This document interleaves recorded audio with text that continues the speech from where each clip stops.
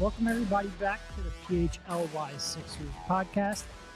Derek Bodner joined this time by Rich Hofmann as the Sixers hold on to beat the Boston Celtics and improve to 6-1. How you doing, Rich? Derek, I'm doing fine. Were you a little nervous in those last couple minutes? No, not at all. They were executing their offense perfectly, and there was no real threat of them blowing that lead.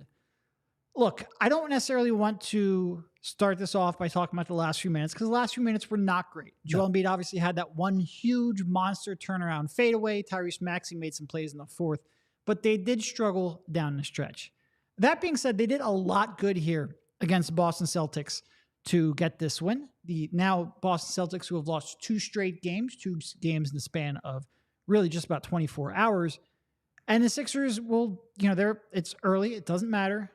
It's early, but we're getting close to like 10% of the way through the season. But they are the top seed, the top record in the Eastern Conference.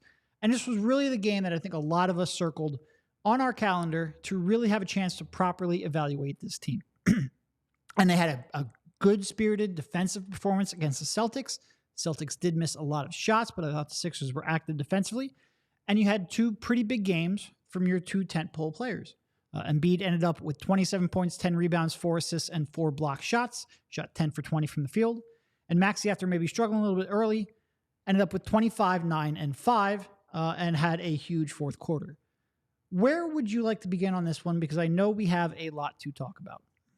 No, I think that's my main takeaway, right? Is that, the last 4 minutes was classic Sixers Boston, where even when they win, couldn't be easy. It's never easy. But I think my overall takeaway is that this team is really freaking good, man. And I think we are at the point of the season where I think even as somebody who predicted them to be above their over-under of, 47 wins? Yeah.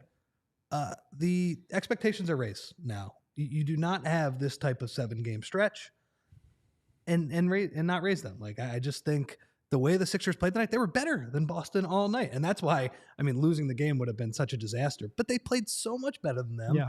And I think what was cool about tonight was when you think back to last year, remember, I think it was the fourth game of the Sixers-Boston regular season series. What did Embiid have? Like 45 points, and it was super efficient. He was incredible. They won that game by 2. This felt like more of a system win tonight. Yeah. This felt like Sixers flying around on defense, pushing the ball in transition. Yes, Embiid was terrific, and that shot he made at the end was absolutely huge. And in the third quarter, he was absolutely huge. But he wasn't otherworldly. Nope. They didn't need him to go crazy. And you have another game where, look, the Sixers shot 26.5% from 3 tonight, Dirk. They missed shots too. So anyway, I think my main takeaway from that game is just that this style of basketball even works against the best teams in the league. And of course, this team, when they go on the road and they start to play slightly harder competition, they're going to lose some games and they're going to have, a couple speed bumps along the way. But this is as good of a start to this season as you can imagine. And I do not take away a 3-point win tonight. I take away that they were just better than Boston tonight. Yeah. And I thought there were key contributions up and down. We're going to talk about Embiid and Maxey a lot. I thought this was maybe Paul Reed's best game of the season, and certainly, that second quarter run. And we've been, over his entire career trying to maintain with the team or with the opponent when Embiid's out of the game has been a struggle. Paul Reed came in, gave them energy. I think he had 6 and 3 in a very short stint there in the second quarter. I thought Covington was key defensively and certainly had a lot of deflections, got his hand all over the place. He was important. It was just, and Batum, minus that one finger, that was, don't need to see that replay again. By the way, that's amazing that the guy can come back into the game with how bad that looked. Yeah, like that's a play I can't even watch. And it's the way it bends, you just get squeamish. And a lot of times you can pop that back in and come back. But still, I thought he played pretty well there for stretches as well. You're right. It was a good system win. And even without Embiid being dominant, even without Maxey being efficient, I thought it was a big game for Maxey, but he wasn't, if you look at his overall efficiency in his stat line, he required a lot of usage, a lot of shots to get his points, but I thought the way he bounced back was big, but it was a good system win, especially after Boston sort of ran it down their throats there early on in the first quarter to get back in the game. I thought they cleaned that up a little bit, and they won on the margins at times when against this team, very specifically this opponent, they don't always win on the margins. Yeah. And, you mentioned Maxey, like we'll talk about, those floaters he hit and just kind of persevering through what was not the most efficient game, but also he has to do it because James Harden isn't there anymore. I thought, for example, like how many times did Jaylen Brown and Jason Tatum post him up and get nothing? Yep. It's like Willy Wonka at the end. You'll get nothing. And you'll like it. Yeah. So he was great. And you mentioned as we were watching, like he definitely has gotten a little bit stronger. Yeah. When I complain, and look, I'm not going to sit here and say I'm not going to complain about Tyrese Maxey defensively at various points of the season, but it's usually about getting through screens or it's about communication or recognition and awareness. He's gotten physically stronger. He's still 6'2", like he's still not hulking, but he can hold up better now than he previously could, for sure. He's definitely made that a point of emphasis. So just to see that type of fight on the defensive end, just to see them push the ball, it was great. I mean, yeah. And watching Cove basically close the game. I think they took him out for the last couple minutes there because, you probably don't want Cove trying to break the press. We've seen that happen before. By the way, you don't want DeAnthony Melton trying to break the press either. Or trying to convert a fast break layup or shoot a three. Really do much of anything right now. And look, I like DeAnthony. I don't want to pick on him too much. He has struggled mightily here in the first 7 games of the season, barring the last game. And he struggled really badly today. But they need him to be better. If he's better, this is a 10-point win pretty easily. Totally. I mean, you have that play where Joel creates the wide open 3 for him. And it's like, it's not just that he misses. He missed by a mile. Yeah, like he wasn't close. He's just shooting with no confidence. Or maybe he is shooting with confidence and it's just missing. But it did feel like DeAnthony Melton at home in the fourth quarter shooting threes against the Boston Celtics is not like the greatest recipe for success if we go back to Game 6 from last year as well. But no, I am just overall, I am just wildly impressed with this team. I thought they were going to be pretty exciting. I think we saw some of the signs in the preseason. Oubre, Maxey, the Nick Nurse defense and offensive adjustments. They've absolutely exceeded my expectations, and they are a lot of fun to watch. And I expect them, with this start, I now expect them to be where they've been the past couple of years. Like I expect them to be a top 3 seed in the East with this start. Yeah. So I guess let's sort of keep the focus a little bit on Maxey, because again, this is an opponent that he has struggled at various points in the past. He obviously came out, he didn't do a whole lot there early on. Looked like he was maybe struggling a little bit with Boston's size and length on the perimeter. I thought it got waved off because of the foul on Embiid, but I thought making that 3, seeing that go down really helped him out. He then came out, had Porzingis on a switch, drilled a deep 3 where Porzingis didn't want to get out on him, made that one, and I thought that's when he really got going. And then you saw it I forget if it was in third or fourth quarter, but he had a very similar situation. There was a stretch there, it was in the fourth quarter, where Maxey first had Paul Reed in a deep pick and roll, like way, way, way away from the rim, attacked space off the dribble. Next possession down, Boston switched that. He had Porzingis back on the one-on-one. I think Porzingis, knowing that Maxey drilled that deep 3, earlier on in the game, he then took a step out, and Maxey blew right by him. And he was able to just sort of take what Boston gave him a little more than he had in years past and use his speed to an advantage in a way that maybe this team had swallowed him up before. Yeah. I mean, 5 assists to 1 turnover. And again, like the Sixers weren't making shots. I thought he made some good reads. I thought it was a good learning lesson for him, Derek, because both teams had kind of a funky strategy with the defensive matchups, but I think they did it for good reasons. And in Boston's case, they stuck Drew Holiday on Joel Embiid to start the game. Yeah. And it was very clear to me what they were trying to do was just be able to switch that Maxey Embiid pick and roll. They watched the tape from Monday's game. They watched Washington just give up layup after layup, and they decided they did not want that to happen. Now, to be fair, Washington could have ran any defense they wanted out there. They probably give up layup after layup because they are awful. They're awful. They are so bad defensively. And by the way, I will give the Sixers some credit for winning tonight because that is about the biggest jump in competition you can get Yes. in a 2-day span. Legitimately, Washington had the worst defense in the league. I think Boston came in with the number 2 ranked defense. I'm not sure I buy that. I think they will be the number 1 ranked defense when all is said and done. Certainly, I'm not sure I expect. When I say I'm not sure I buy that, I mean I don't buy Minnesota being the top ranked defense in the league. I think Boston has the personnel and the schemes and the experience that they are legitimately, if not the best, one of the best defenses in the league, and to come out and win both of those games. Like you said, that was a slight jump in competition. And certainly it wasn't the cleanest game in the world.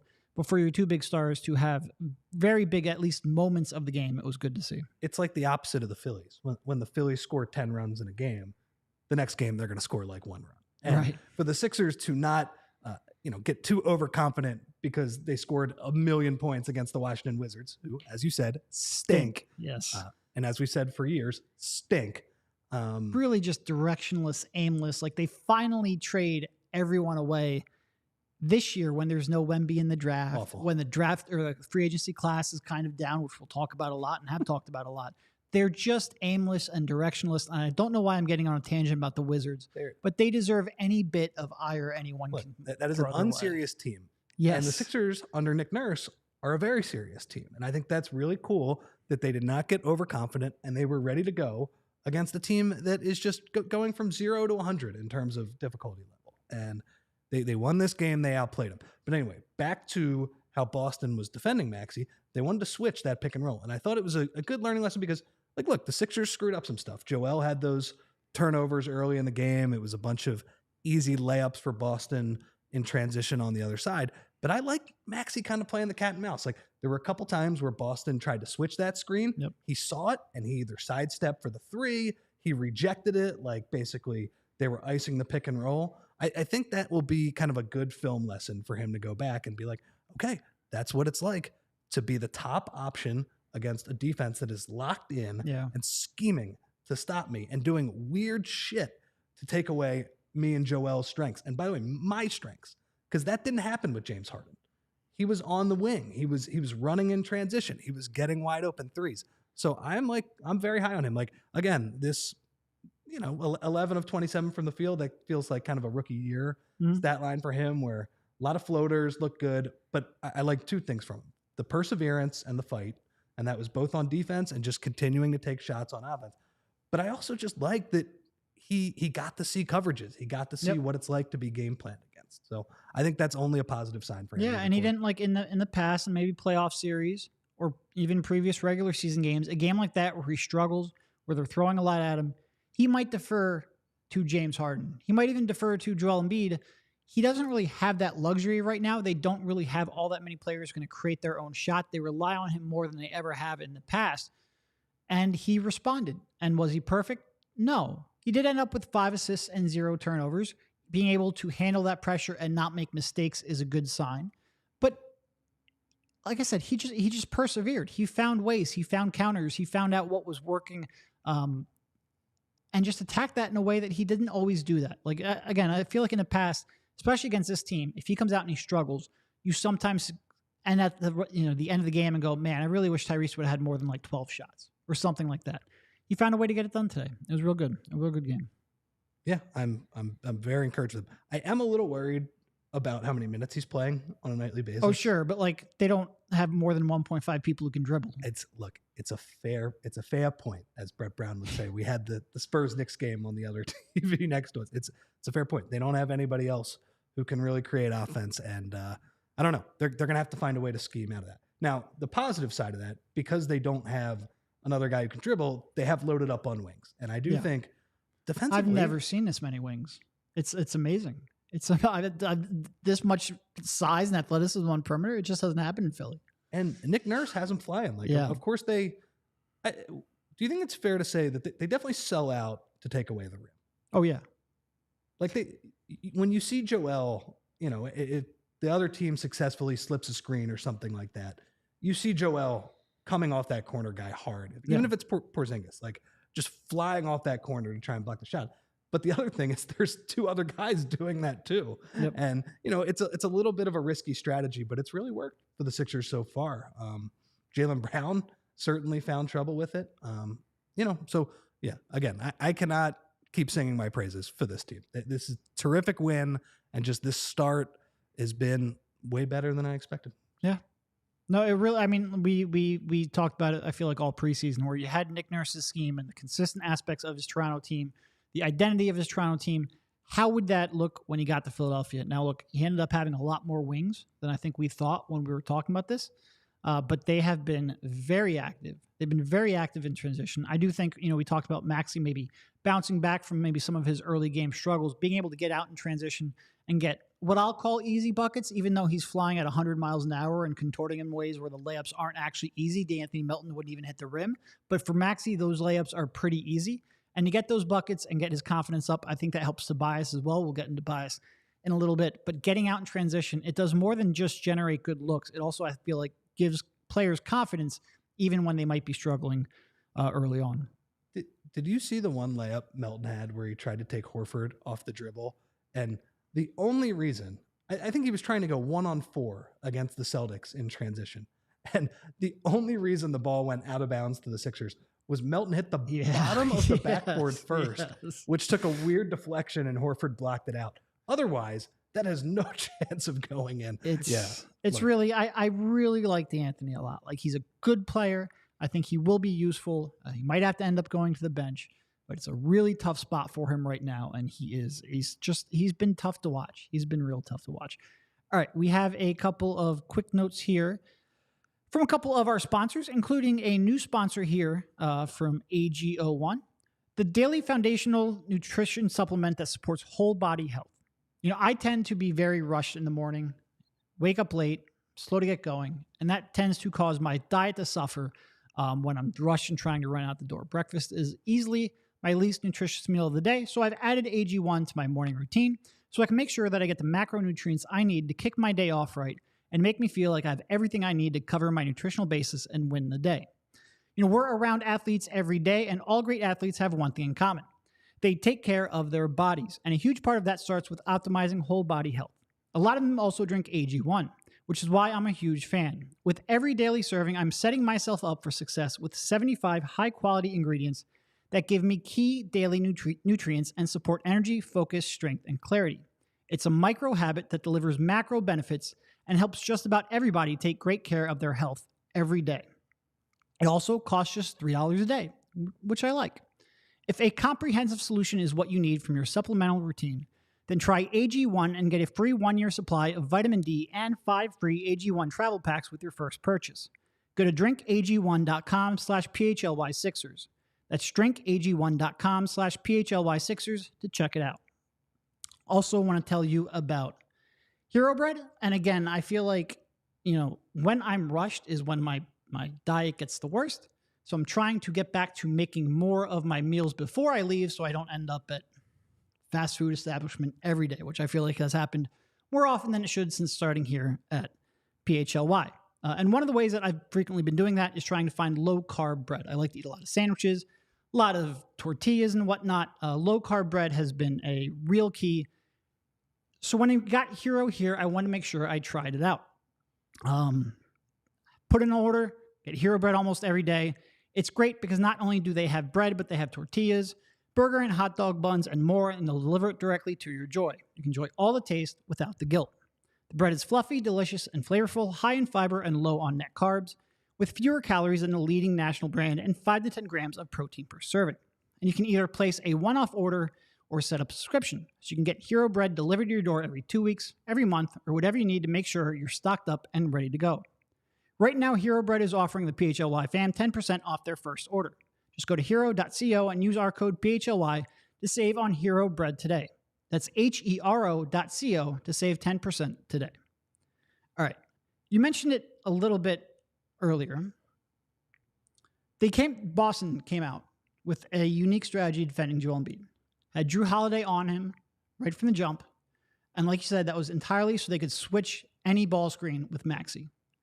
How do you think Joel handled that, and what can we sort of learn from that? He handled it poorly to start. I mean, he had the nice dunk on Porzingis, right? Where he got the seal and he threw it over.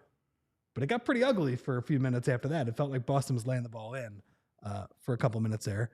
And he got better as the game went on. Now, I still think the Sixers overall it wasn't like they punished that every time down. It wasn't like complete dominance and, Embiid reading the floor and getting whatever he wanted every time down. But he got better as the game went on, and Maxey got better as well. Like I said, like sometimes he would reject the screen and kind of make things a little bit different. Sometimes the Sixers got into other screening action to get the switch so it wasn't Brown and Holiday on that screen, and they had some success off that as well. So there are things to work on, some positives, but I just thought Joel kind of just gutted his way out, found a way to get into the mid-range. He just made some shots, man. Like it was, it's just like on a night when the Celtics MVP level player, he's not an MVP level player yet, in my opinion, but their best player was not as good as Joel. Like Joel was steady. Like he made some mistakes, but he made the big plays when needed, and none bigger than that fadeaway jump shot he made. Very high degree of difficulty when the Sixers had a pretty bad possession there. So I definitely think there are some things to work on. Like, what do you have? 4 turnovers, Joe? Oh, more than that. More than that? 6. Yeah. So I feel like we're gonna. Yeah. I feel like we're gonna have a lot of those games where he's gonna have those turnovers. And look, to your point, like I feel like early on he really wanted to rush those post-ups when Drew was guarding him because he knew that Porzingis was coming from the weak side, coming across the baseline to meet him at the rim. So I feel like he was rushing a little bit, and a lot of times when Joel Embiid rushes, it's not always. Sometimes you need him to be more decisive, but that can also lead to just a little bit out of control. And I felt like he was out of control at times. Certainly picked it up. That's probably not a strategy that's going to work. Although Boston's done that in the past. Like they've had Smart try to body him up before. Like they will use a smaller player on him at times, and you certainly got to figure that out. But they got better as the game went on. And again, like we talked about with Maxey, just sort of like picking up what they're throwing his way and progressing as the game went on. It's nice to see because that's not always how these games play out. No. And also, too, I think the Sixers as a team should do a better job with that strategy because obviously Boston wants Porzingis in that Rob Williams role to roam off the weak side and kind of clean up any mistakes that the Celtics might make pressuring the ball, or if a Sixer penetrates or Embiid gets past him. I'm sorry, the Sixers should beat that more because PJ Tucker is not on the weak side anymore. It's Tobias Harris. Tobias missed some shots, didn't completely punish that. But I also think Nick Nurse probably could have done a better job scheming up some shots. Like tonight, like I didn't think the Sixers were crisp offensively tonight for the most part. I think how they won was they just pushed the ball down the court, and like it would be like Maxey misses the layup, but B-ball Paul cleans it up. Tobias misses the layup, but Maxey cleans it up. Oubre makes a play like in offensive rebounding. It just felt like effort tonight, and I think that is a really good sign. It feels like the fundamentals have been drilled in with this team, like the basic tenets of what they are trying to do, how they are trying to play. But I didn't think they executed that well, like in the half court against Boston's defense. No, I mean, to your point, the Sixers averaged fewer points in the half court, points per possession in the half court than Boston did tonight. Sixers averaged 89 points per 100 plays per cleaning the glass. The Celtics averaged 92.6, but the Sixers got out in transition on almost a quarter of their possessions, helped them overcome some of those deficiencies. And I mean, it was this defense and the activity of it just blows me away because it's just so very different than what we saw last year. And we expected it sort of coming in with Nick Nurse, but I think watching it play out has been even more impressive. And you can go up and down that roster and look, both of the Celtics' 2 main stars struggled, relatively speaking. In this one, Jaylen Brown only ended up with 11 points on 4 for 13 shooting.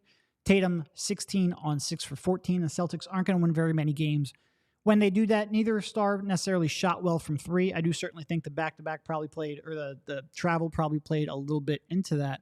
But the Sixers' activity on defense did too. And whether that was Covington or Oubre or Batum, or like they just had a lot of bodies they could throw. Even Melton, I thought, had a pretty decent, well, at least certainly compared to his offensive game, Melton was at least competing defensively. The Sixers have more options they can throw at stars like that than they have in the entirety of this run. There was a backup unit, and it was just striking how everybody was switchable except Maxey. Yeah. And as I said tonight, Maxey was better switching than he probably has ever been. Obviously not somebody you want guarding Jason Tatum for a ton of possessions, but can pull one out of his, you know what. He might be able to at least hold him up long enough where you can get a scram switch in there or something where you can get out of that possession. He took the charge on Jaylen Brown. Yep. By the way, Jaylen Brown, $300 million contract. That'll be an interesting one. Jaylen Brown's great. Like, and I think we're really seeing how being like a two-way wing might be more important than necessarily being a complete player, right? And he's got no left hand. He's still not a really good passer, even after all this time in the league. He has some real deficiencies. The league values that sort of two-way play, especially when you have the shooting then to add on to that. That being said, it's not like he's perfect. And you saw that imperfection a lot here tonight. And look, he was bad for most of the game and really didn't seem like he had a real plan when he put the ball on the deck either to overcome his shooting struggles. The Sixers, I think, probably I don't think you can necessarily count on that kind of performance. As good as the Sixers have played defensively, as many wings as they have, I think Brown will be better the next time these two meet. But it is just nice that you have some tall, athletic people that you can throw at him every now and then to at least make his life a little more difficult. He's not, remember when he would come out in the playoffs and be defended by George Niang? Yeah. He's not going to have that benefit this time around. He really has no left hand. And I do agree, Dave, in the chat. He probably is worth close to a max. But I think in this new CBA, it's a little more of an argument. It's tougher. Like, that was one of those contracts where they had to give it to him because you can't lose him. But it is, look, that second apron is going to be real in a couple of years. And having a couple of these players, it's tougher to live with their warts than it was in prior CBAs, is the way I would phrase it. And he really has no left hand. One of my favorite plays of the game was when, I forget who was pressuring the ball up the court, but Brown is trying to get it over the timeline before the 8-second violation, and he's playing with the ball in his left hand.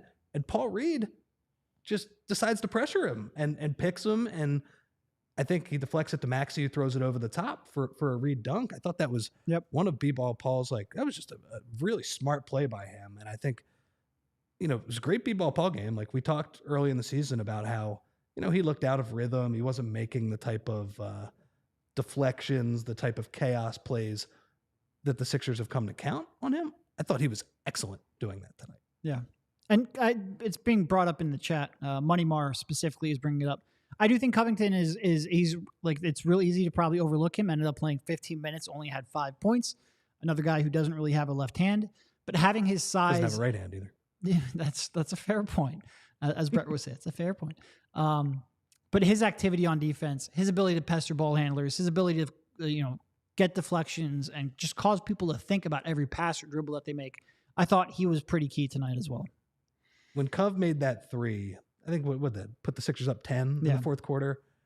That was just cool to see.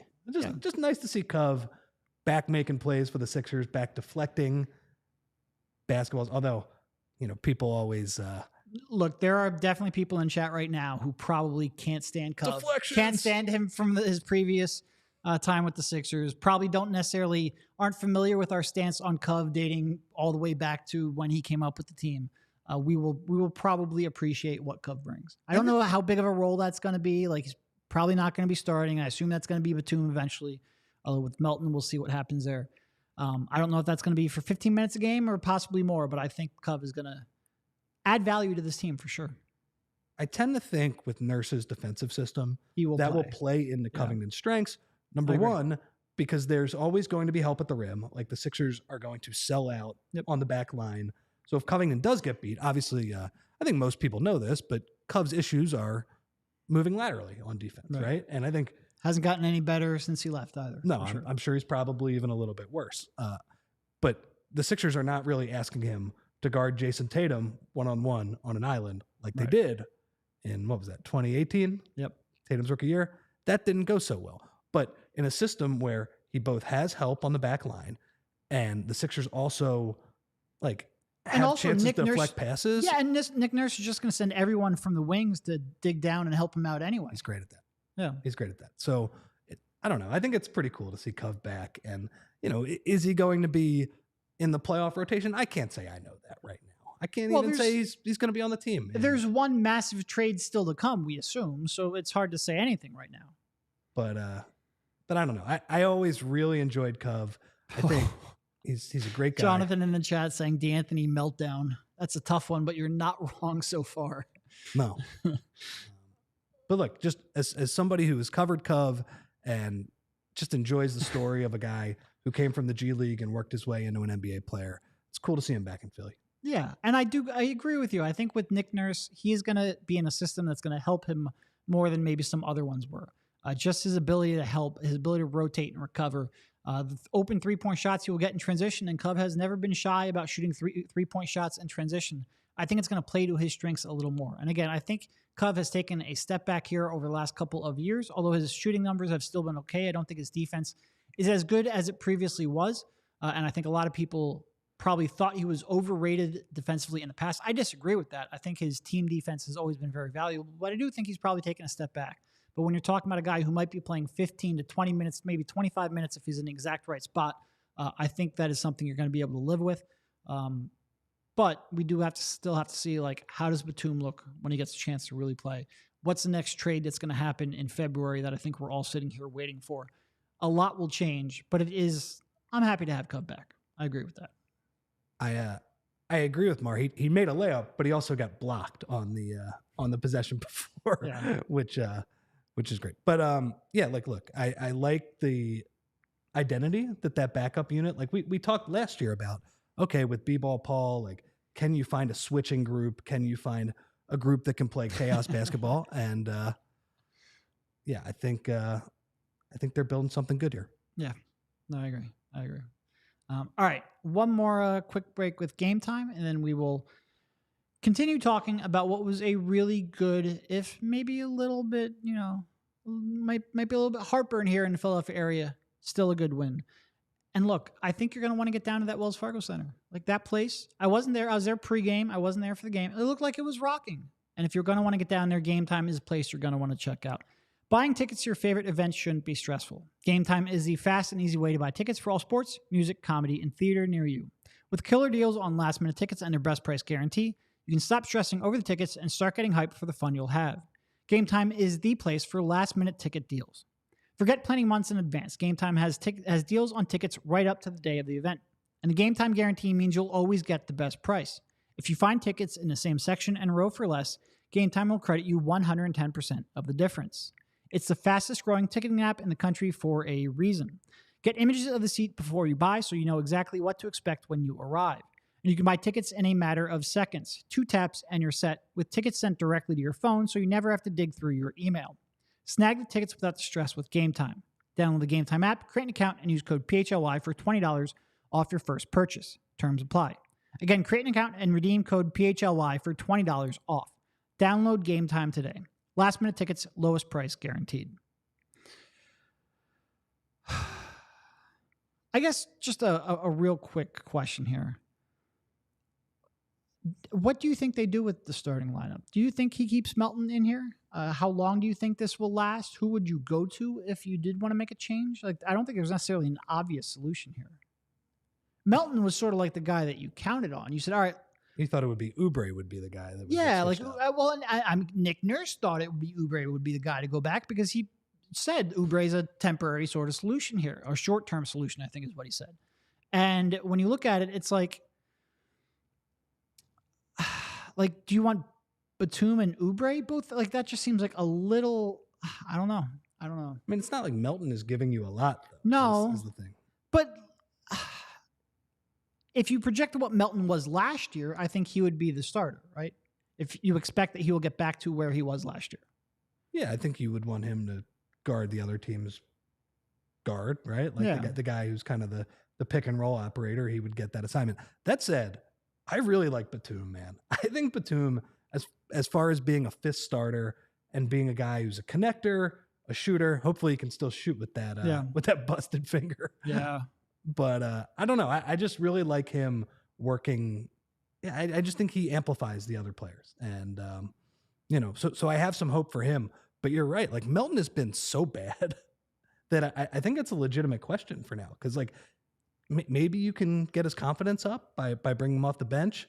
Maybe you can get him to play with that Paul Reed chaos lineup. And, maybe there's a little less pressure. He doesn't have to read Joel.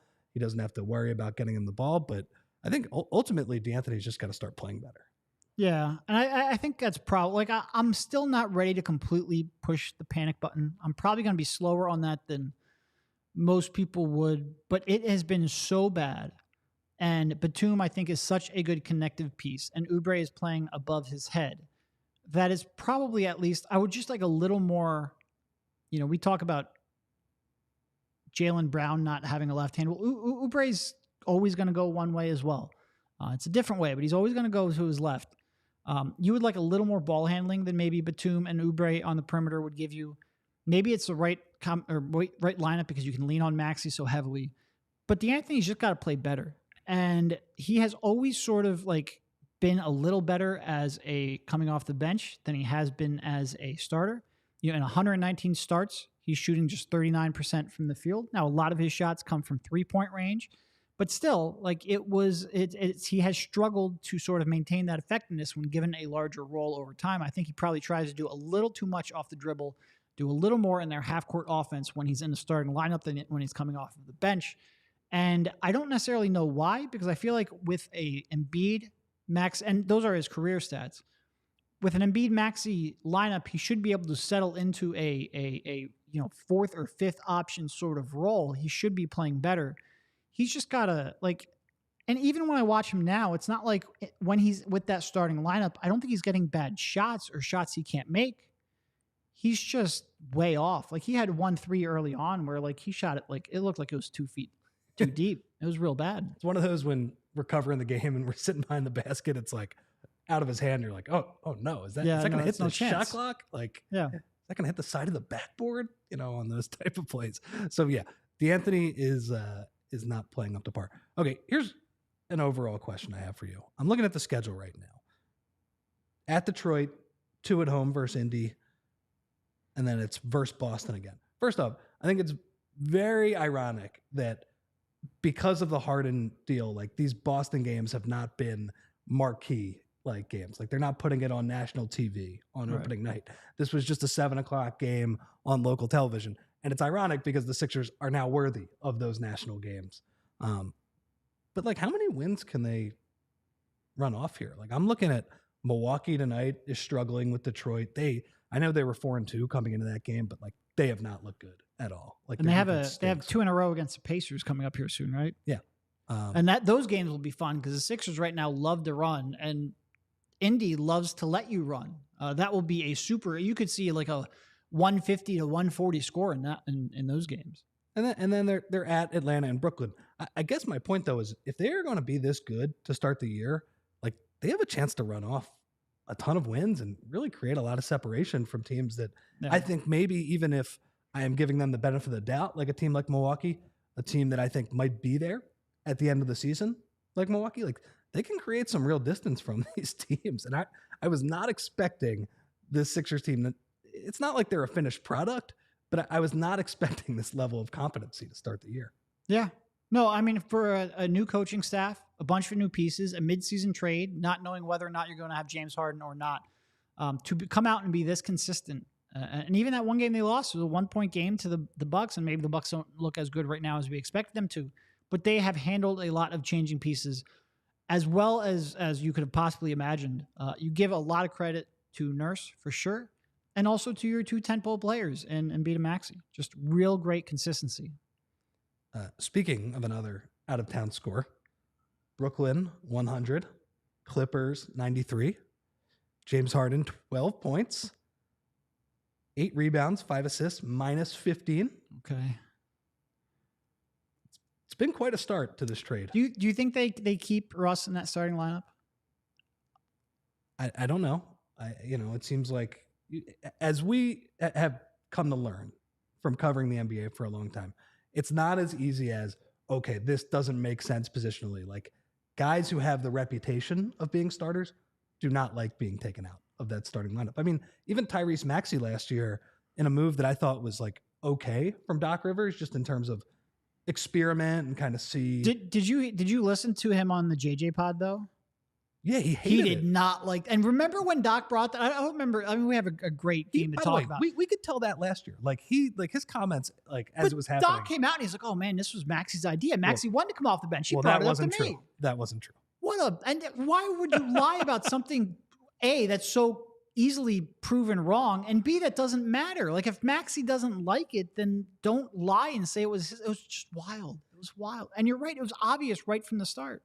That whenever you talk to Maxey, he was like, no, I really don't like this, but I'm going to do it for the best of the team. Now, I think Maxey was also weighing like, I have a contract coming up next year too. Like, and I'm also one of the 5 best players on this team. So it feels like I'm sacrificing quite a bit. If Tyrese Maxey, who I think is like Mr. Team First and really just like a joy to have on your team, if his feathers are ruffled by it a little bit, like I can't even imagine what Russell Westbrook's going to think. Yeah, no. And, relationship management and player management is such a key part of a lot of these decisions. It just feels like they need more shooting in that starting lineup. And maybe you keep them on because you want sort of James Harden to then lead that second unit. And if Russ is off the bench, it would be hard to, make those rotations and the patterns the same way to have that bear out. But that's going to be a fun team. And look, I know Kyle is probably going to come on here and want to have a strong opinion on that squad because it's a divisive topic and a topic that's near and dear to a lot of Sixers fans' hearts.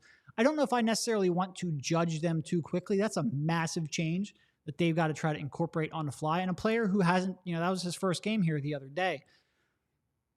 But that's so combustible. There's so many moving pieces to try to make that work. And it's so just not a natural fit, and look, generally speaking, I don't think having extra shot creators and extra ball handlers and decision makers that's not superfluous. I don't think that is a bad problem to have.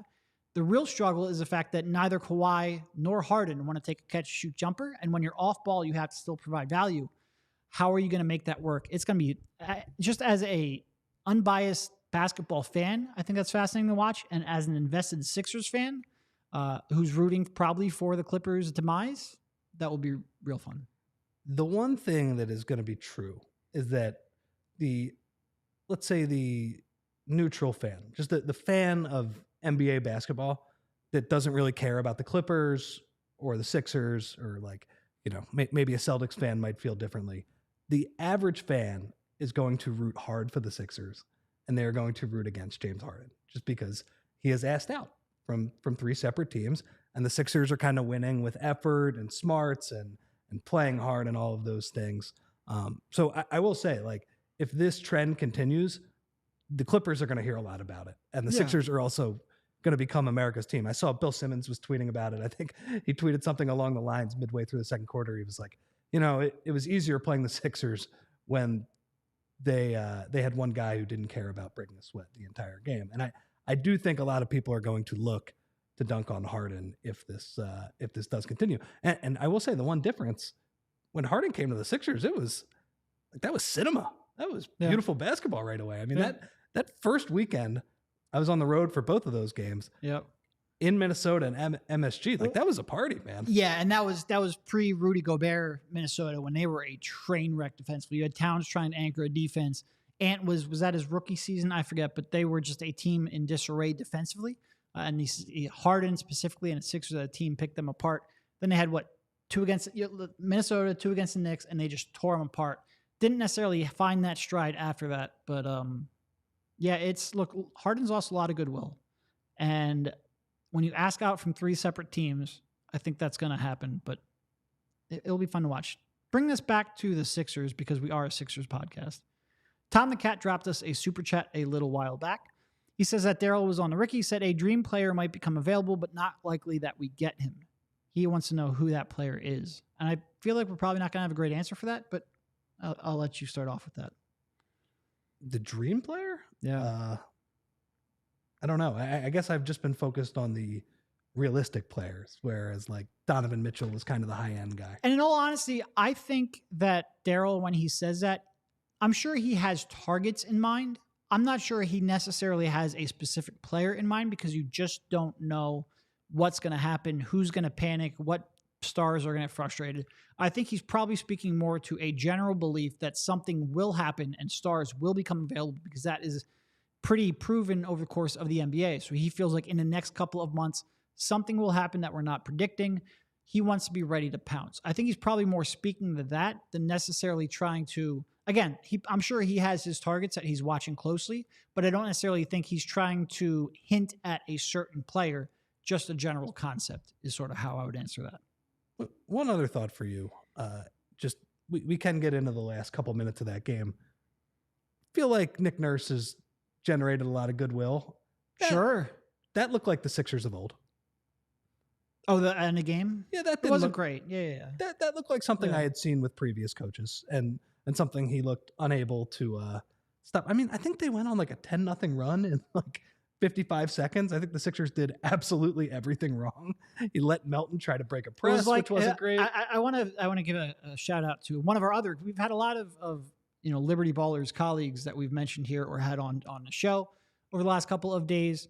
Michael Bauman brought up, in the Eagles game to blow that lead, they needed to do 22 straight things incorrectly, and they only did 19 straight mistakes, so they won that game.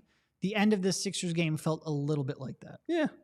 But look, I think overall, though, my takeaway is, they need to work on some end-of-game stuff, but if they are dominating the Celtics, maybe not dominating, but outplaying them, forcing them to run garbage offense, like the Celtics love to play kind of this free, positionless, 5-out basketball. Okay, if it turns into an ISO fest with Jaylen Brown and Jason Tatum taking bad shots, it can look pretty bad. Like, I know the Celtics missed shots tonight, but there were a lot of pretty bad contested threes that they took as well. And they'll do that. It's always been the problem with the Celtics, right? Like they have all the talent in the world to play this sort of draw you out, attack the mismatch, drive and kick game, but they will settle for those pull-up jumpers. They will settle for, kickouts when they could get all the way to the rim. That has always sort of been the rub. And Jason Tatum is talented enough where he will make enough that it will work sometimes. Jaylen Brown has turned into a player who he can get so much elevation on that jumper. He can make enough where it will work sometimes. But when they're bad or when they're at least not reaching their potential, they could certainly be frustrating. I mean, just look, like we go back to that series and we look at it a lot because Sixers won game 5. It was one of the most impressive games and they blew the last 2. Well, that was real close to ending in 6. And if that ends in 6, I think there's a lot of different discourse around the Celtics. Obviously, it didn't. You give them credit, especially Tatum, for the way he performed at the end of game 6 and in game 7. But you were a couple Melton threes from having a completely different narrative. And that tendency that Boston has to settle isn't gone. It just works sometimes. Well, and now they're so good defensively and so good, have so many options 1 through 6 that maybe they can overcome that better than they could in the past. But they always can be frustrating, for sure. Well, they have more talent, too. Like, they just have a more complete team than the Sixers have had in the past. We'll see what happens this year. I guess that's why I was a little bit frustrated with the coaching discourse last year, where I'm like, man, Joe Mazzulla is driving a better car than Doc Rivers was last year. Yes, he was. He was. But look, the Sixers... And I think there's going to be a lot of scrutiny on Mazzulla, too. Like, I think he hasn't completely won over the skeptics. I think he's driving a better car than Nick Nurse. Yeah. And it didn't work out for him tonight. So no, a starting point of having 2 apex wings who are both incredible defenders and can both create their own shot. That is a very, very fortuitous starting point. It's really like that is today's NBA exemplified. I will say they do need everybody to stay healthy. Like Horford does not look like the same guy to me. It's a lot of Peyton Pritchard in those minutes as well. Like I think that's somebody who Maxey can attack. Sam Hauser he played well tonight. He made some threes. He gave him some spacing, but they certainly need their core, let's call it 6 guys to stay healthy. Everybody's like, they have the best 6 in the NBA. It's like, okay, well they do have to remain healthy with that group. But yeah, like I think, and look, the Sixers are going to see them 3 times in the first month. It's not like the primetime scheduling we got in past years where they were getting all of these like February ABC games, March ABC games. Yeah. The NBA did not know the Sixers were going to be this good. And I'm not sure I did either. No, I agree. All right. Final segment here coming up. Before that, a quick word from FOCO. FOCO is a leading manufacturer of sports and entertainment merchandise with a product line that includes apparel, accessories, toys, collectibles, novelty items, and more.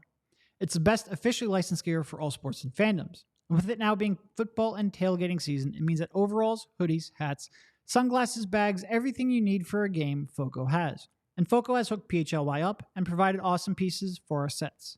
FOCO always has our back for Philly sports, and they have yours too. Get the best gear around by using the link in our description. For all non-presale items, use a promo code PHLY for 10% off. I guess going back to how that game ended, what do you think the closing lineup should be or should have been tonight? Well, I would have taken Melton out. I think I would have went Batum, Rocco, and then the big three. Yeah. But you just spoke like maybe 20 minutes ago that Cov's tough to play in the closing lineup because he can't dribble. And this is a team that really takes advantage of people who they don't. We saw this in 2017 when they'll just dare him to dribble.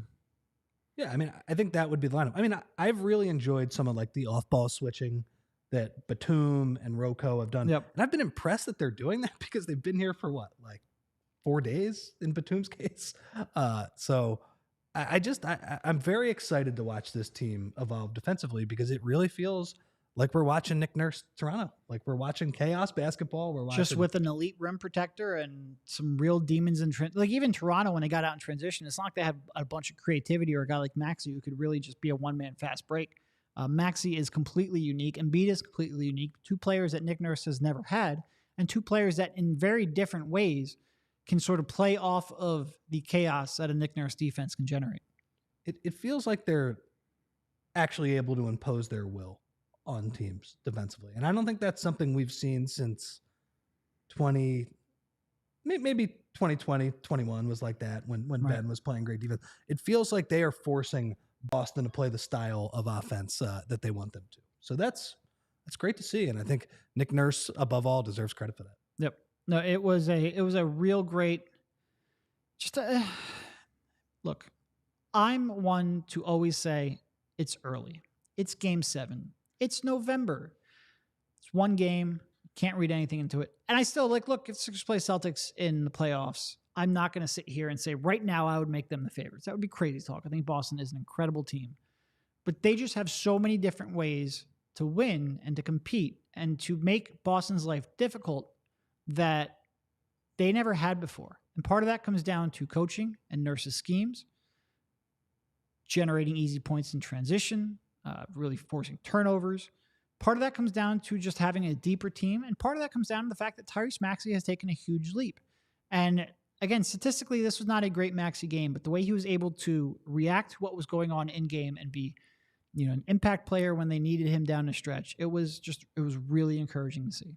Just really encouraging.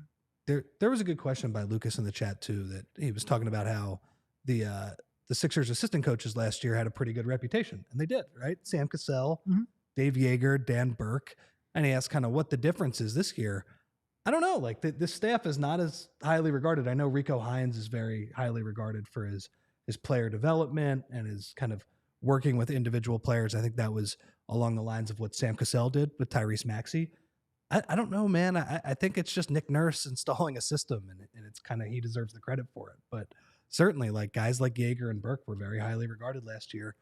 And this overall looks like a slightly better coach team, at least to start this season. And I think I'm probably being a little conservative there by using the word slightly. Yeah. All right. I think we have Kyle here checking in from the Wells Fargo Center. How you doing, Kyle? And crucially, I know that Ronald is always concerned about this. I want to make sure my guy Ronald sees that I am wearing a hoodie. Look, you can all see the hoodie. So hello, Ronald. Hello, everyone else. I hope everybody enjoyed the victory tonight. So I guess what was the overall feeling there after that win? I mean, that was certainly, like, we've been talking about this game for a while. It was a game where I think we were all looking at it as a measuring stick. What was the overall, I hate using this word, what was the overall vibes there in the locker room in the postgame?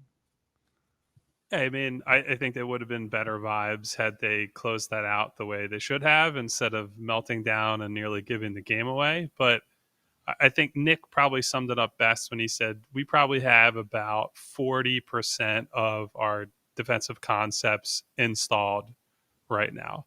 And yet they still were able to put together, I'm sure you guys have talked about it a lot, a really impressive defensive performance against a team that has given them fits for a long time. And, on paper has wings that can kill them and beat up basically any team. But I think between, probably 4 or 5 guys, even DeAnthony Melton, who struggle mightily on offense, they're able to just cycle through these different guys in different matchups. And, probably more importantly, they're playing really fucking hard right now. Like these guys are bought in and they're flying around the floor. They look like, and you guys have both said this even in the time since I've been on, they look like a Nick Nurse basketball team. They have picked up his identity, his principles in the span of, preseason and a couple weeks of basketball. I think it's super impressive. Certainly speaks well to what Nurse has done with this team. Kyle, what did you make of Maxey? And, I don't know who you talked to after the game, whether Tyrese went to the podium or Nick talked about him, but it seemed like kind of the first time he's been schemed against by an elite team where they put Drew Holiday on Embiid. And the reason they did it was they were like, you're not running pick and roll like you did against Washington the other night. We're switching that and the easy looks. And so I thought it was kind of interesting that the chess match with him trying to, whether he was rejecting the screen or kind of trying to find different ways to beat it. Like, how do you think he played? Not the most efficient night, but I also was impressed by kind of how he continued to fight through it. Yeah, I think that the perseverance is the most important part, right? Because Nick's big talking point this season or coming into the season was he's got to get at least 20 shots up a game, and he can't lose his aggressiveness even as he's setting people up. Well, he took 27 attempts tonight, I believe was the final tally, something in that range. And, I thought the defining stretch of the game for him was opening of the fourth quarter. They go up 10, standing ovation for the team heading into the fourth quarter after, a good close to the third. And as we've seen time and time again, that's often the time that the team falls apart. Joel has to come back and play superhero, and either he does and they win, or he doesn't and they lose. And Maxey really kept the offense afloat in that stretch from start of the fourth until about the 6.5 minute mark, hit a bunch of runners and floaters. And to see him battle through it and play through what Boston had thrown at him all night, I think the mentality he showed is more important than anything. I think he said after the game, he's at the podium and said, look, there's a lot of this tonight was I missed some open threes. Like he hit shots or missed shots throughout that game that I think the three of us would sit here and say he would make those on a normal night. And then we're not talking about, his efficiency wasn't great, but he persevered. Then we're talking about an A+ Maxey game. So I think he's handling this responsibility well as the lead guard. Boston came out and they were throwing Drew on Embiid for good stretches there in the first. I guess, what did you see from that, and how do you think he reacted to that as the game went on? Yeah, so eventually it turned into a lot of Al and Joe and that kind of classic battle that those two have. Joe actually talked about this after the game, that he was disappointed in how they moved the ball and how quickly they moved to try to attack Drew there, because he said, a lot of those possessions, they're fronting him, right? And in that case, play the high-low game, throw it over the top, and hopefully he seals them and either dunks, lays it up, or gets fouled at the rim. So I tend to agree with Joe's assessment there. I think they probably need to do a better job of swinging the ball and playing with the sort of pace in the half court that they've played with in transition all season. So that's something to watch for, I think, next week. I think overall, I didn't love how Joe went about his business tonight. There were definitely stretches where he played fast. He tried to hit Horford with some power moves right after the catch. I think that generally is when he has his most success against Al, and certainly that would be the case against Drew, who's given up way too much weight to be able to battle with Joel. So when he tries to play, the jumbo point guard and dribble through guys, I think is when he gets himself into trouble. And a little too much dribbling, a few too many turnovers, and that's some stuff they're going to have to clean up between now and next week when they play these guys again.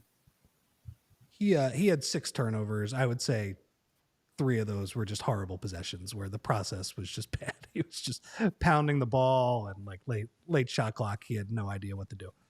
What'd you think of Rocco? I thought I didn't really know what to expect from him just because I assume he's lost a step. He's been in and out of the rotation with the Clippers. It seems to me, though, like the Nick Nurse chaos ball with everybody helping at the rim and, guys getting into passing lanes. It feels like this is not a bad spot for him to kind of jump into.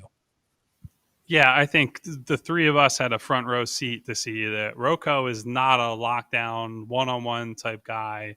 But when you put him in a system where he can dart into passing lanes, get deflections, and do Rocco things, that's where he's really in his element. So this is kind of a perfect setup for him, right? Because he's also not being asked to be a starter or play a starter level role. He's coming in off the bench. He's a change of pace, comes flying at guys. Like I thought one of the best plays he made all night was actually an offensive rebound where he just jarred a ball loose. I don't even think he ended up getting it himself.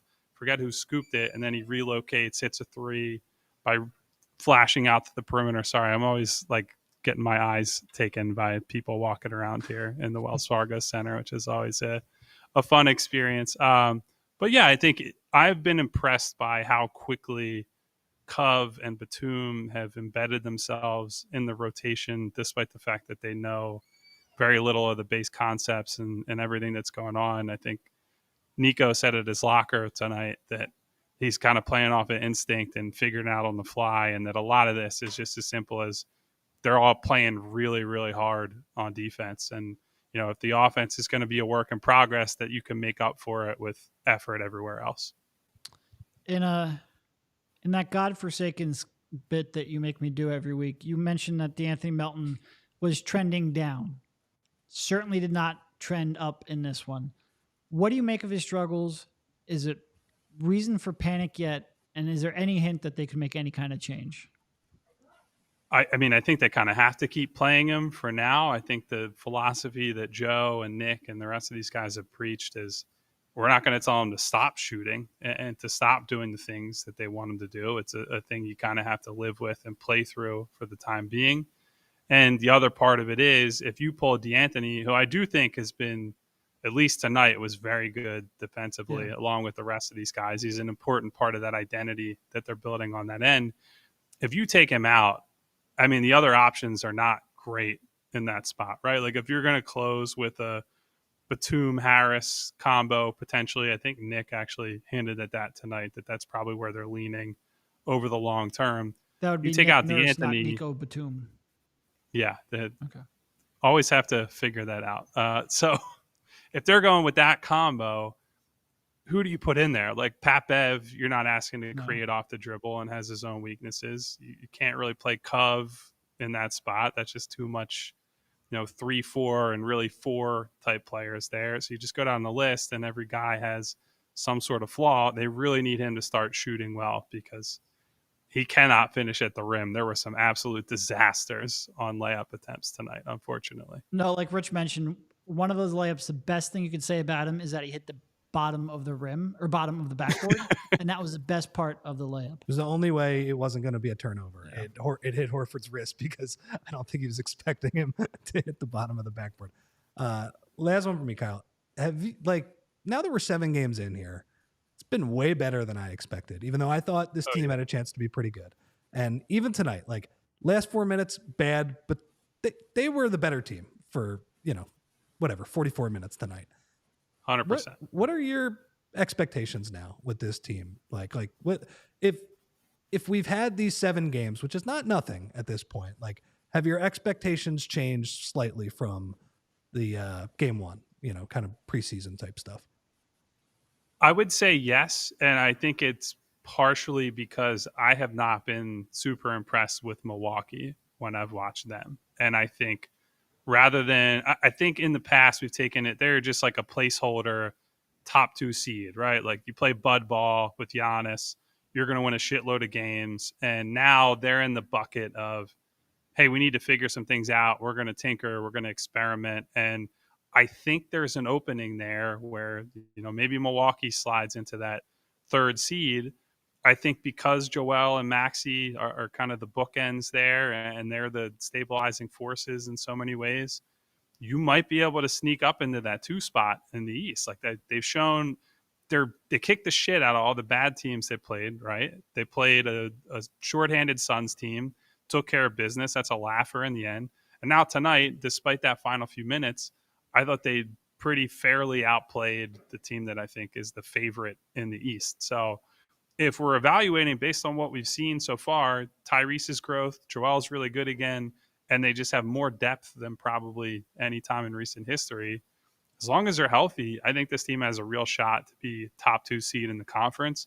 And that could end up being the difference between going home early and potentially making a conference finals, which is crazy to say given where we were at this summer. But I think people can dream big for now, but obviously a lot of work left to do. To your point, Milwaukee, they improved to 5-2 with the win, but they barely squeaked one out at home against the Pistons. They are a fairly unimpressive 5-2, I would say.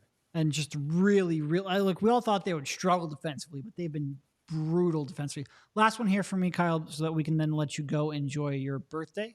Happy birthday, by the way. Everybody. Nice Thank you, job guys. there. Putting in a solid effort. Have you had a chance to see Batum's finger? Both, and I mean that in two ways. Did you get a chance to watch the replay? Because that was gnarly. And did you get a chance to see him after the game? How is he looking? So I actually have not seen the replay. I chose to avoid that. I actually noted in my article after the game last night I would not be seeking it out because I saw enough tweets about it that it was like, yeah, you know what? I'll pass on that one. I did see his finger in the locker room. He, waved it in front of us like this and was like, hey, look, it's a bit swollen and it's a bit black and blue and certainly didn't look great.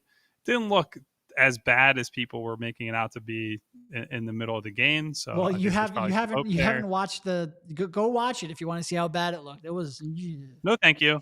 No, I think I'll pass. But he said that he had gotten, I think, an early MRI and everything looked fine on that front. So he seemed to suggest that he's going to be fine and all's well that ends well. But obviously still wait and see. It's early days yet. Sounds good. Thank you for checking in, Kyle, and we will talk to you Friday. I'll see you Friday night, Derek. I know that's how you want to spend the start of your weekend. Nobody else I'd rather spend it with, buddy. All right. I guess time to sort of wrap this one up. And look, I think maybe in prior years, we could sit here and maybe nitpick some things. But the way that they're winning different games in different ways, the aggressiveness they have, the commitment to defense, and the steps that Maxey has taken to sit here and be 6-1, and quite frankly, that one is a game you probably should have won, including 2 games against their biggest competition in the East. And look, I still think they're a trade away from truly contending for a title. But they just seem like, we talk about this all the time, you need your stars in the playoff to be stars. That's true. And you need that with Embiid. We've talked in the past about how he shoots 10% less in the playoffs than he does in the regular season. That needs to change. You need Maxey to take that step, and it certainly looks like through 7 games he has. You need that to continue to be the case. And you probably still need a third star. That's all true. But they just feel like right now they're better positioned where if that lines up, if all of those other things happen, they have a chance to actually capitalize it and maximize it. That comes down to Nick Nurse. That comes down to using your personnel better, tailoring your schemes towards your personnel, maybe tailoring your personnel towards your schemes. It'll be interesting to talk to Daryl and see how much did Nick Nurse factor into what they did both in the offseason and with that Clippers trade. Probably just comes down to James wanted to go to one team and that team had this matching salary, but still that those Batum and Covington specifically seem like a really good fit. It's just rather than sit here and nitpick, I think it's probably time to just appreciate. And again, we can nitpick when we start talking about a playoff run, but right now things are going as well as you could have possibly expected. I think most people who have followed us for a while, we got a lot of complaints about our nitpicking and being too negative. I've got none of that right now. I think this team could be really, really good in the regular season. And like you said, they probably need another ball handler, another star level player who can create their own shot on the perimeter to get into that top level. But for the regular season and kind of where they are positioned right now, I am really high on these guys. They play hard as hell every night. The coach seems to have installed a system that works both on offense and on defense. And it's just been a pleasure to watch them through 7 games here. So I expect big things from these guys in the regular season now. This is not like that small of a sample anymore. This is their baseline where they play just 7 really excellent games for the most part. They beat the good team today. They smoked the bad teams. I think there's a lot to be excited here.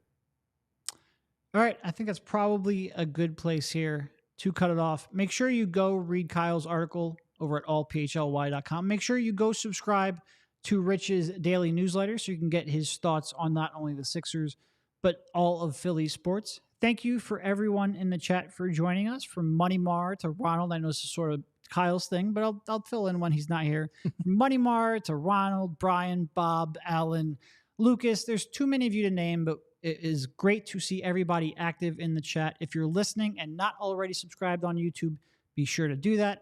Hit the bell icon. You'll get notifications when we go live. You can, participate in the chat and really have an interactive sort of discussion here with a lot of your fellow Sixers fans.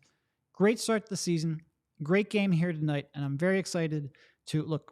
They're coming back. It's not going to be the same level of competition. They're playing those Pistons we talked about here on Friday. A couple of exciting games against Pacers, one more against Boston. There is a lot still to watch coming up. They're playing exciting basketball, and I'm excited to see where it goes. Well said. All right. Take care. We all silly like the mayor.